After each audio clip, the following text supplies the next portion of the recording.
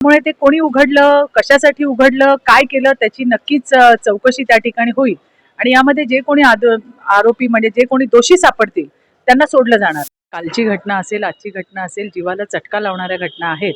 आत्ताच जी आम्हाला माहिती मिळाली की महापौर आणि बाकी बीएमसीचे अधिकारी त्या ठिकाणी पोहोचले आणि या जी माहिती मिळाली त्या पद्धतीने ज्या ठिकाणी हे मॅनहोलचं घटना घडली आहे तिथे कुठलंही बीएमसीचं काम करण्याची ऑर्डर नव्हती.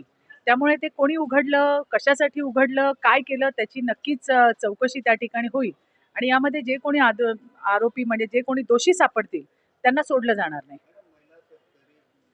उद्या आमच्याकडे येणार आहे. आज खाली होतं विधानसभेमध्ये, उद्या परिषदेत येणार आहे. कालची घटना असेल, आजची घटना असेल, जीवाला चटका लावणाऱ्या घटना आहेत. आत्ताच जी आम्हाला माहिती मिळाली की महापौर आणि बाकी बीएमसीचे अधिकारी त्या ठिकाणी पोहोचले आणि या जी माहिती मिळाली त्या पद्धतीने ज्या ठिकाणी हे मॅनहोलचं घटना घडली आहे तिथे कुठलंही बीएमसीचं काम करण्याची ऑर्डर नव्हती. त्यामुळे ते कोणी उघडलं, कशासाठी उघडलं, काय केलं त्याची नक्कीच चौकशी त्या ठिकाणी होईल आणि यामध्ये जे कोणी आरोपी म्हणजे जे कोणी दोषी सापडतील त्यांना सोडलं जाणार नाही. उद्या आमच्याकडे येणार आहे. आज खाली होतं विधानसभेमध्ये, उद्या परिषदेत येणार आहे.